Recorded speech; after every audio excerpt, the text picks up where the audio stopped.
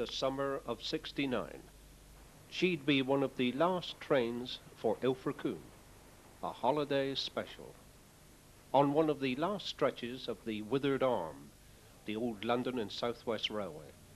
There's bits and pieces of it all around Dartmoor and Devon, empty cuttings, signal cabins, foxgloves over them all gone, without a whisper.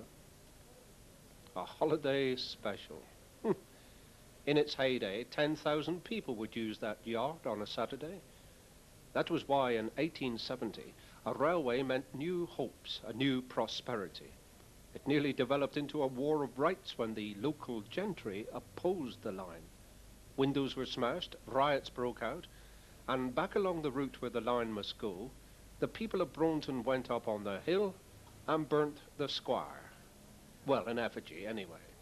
So in came the navvies, down went the line, and on opening day 1874, they decked out an arch, just here, all in flowers, with London to Ilfracombe, united in bonds of iron. Yet in less than a century, Ilfracombe replaced the bonds with ties of tarmac.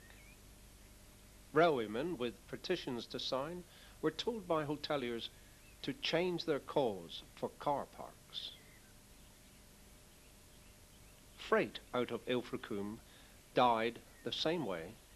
1 6-ton and 2 3-ton lorries usually worked the station yard.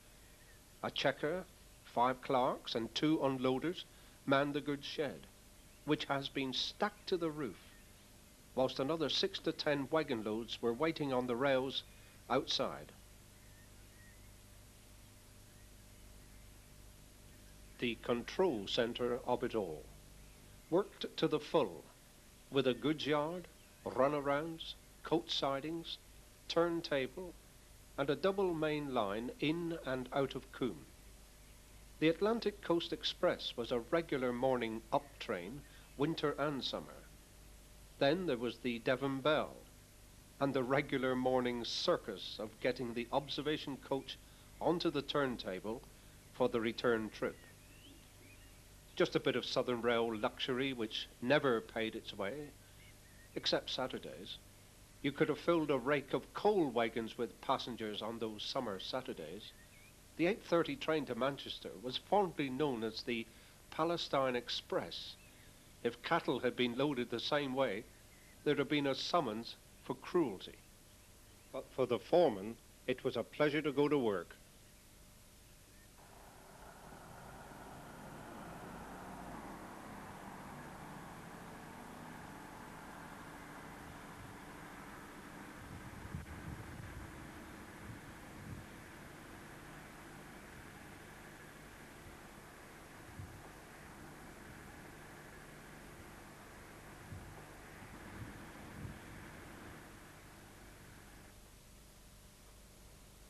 They call it the bank, a steady rise of 1 in 30, all the way from Ilfracombe to Morthoe. With no level run for a takeoff, it was one of the toughest starts for heavily packed trains on railways anywhere. It was common for a West Country engine to get stuck on the bank, and it took the fireman's reputation firmly through the mud. There was the pull of the gradient and the pull against the curves. The whole weight of the train ground against the high rail, this one on the outside of the curve. New rails were always being laid. Summertime services kept up to 4 old veterans on hand to serve as banker engines, sharing the grind and the glory with the shiny West Country class up front. 3 pairs of men, driver and fireman, were based at Ilfracombe. Among their own kind, in their own depot, they became legends in their own right. Bertie Johns, George Tucker, Rega Ackland. Bertie Johns was slow and steady, always got there. George Tucker, madder than the March hare. And the guards got to know these men, became part of the team. On the long, slow haul up the bank, he could tell by the thrust and the sound of the pistons whether there'd be a late start out of Mort Hole. With Bertie Johns, that was unlikely. A man with his lifetime service in steam, he coaxed, coddled, and talked the engine up to the summit. "Come on, old girl," with a respectful kick of the firebox, was all the engine needed to respond to, and the men up front to live up to. For the team made the power which lived in steam.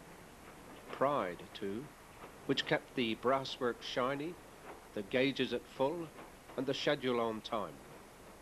Though the diesel is easy and don't need a nurse, it's power without soul, and I knows nothing worse.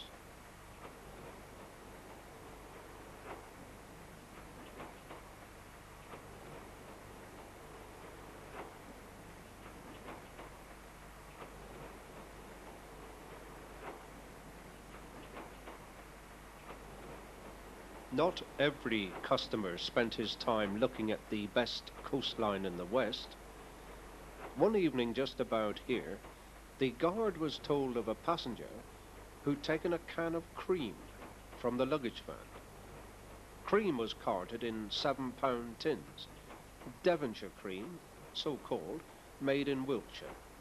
The guard asked him what possessed him to steal the stuff, and he said he'd been parted from his wife for rather a long time and thought it would make a nice present for her.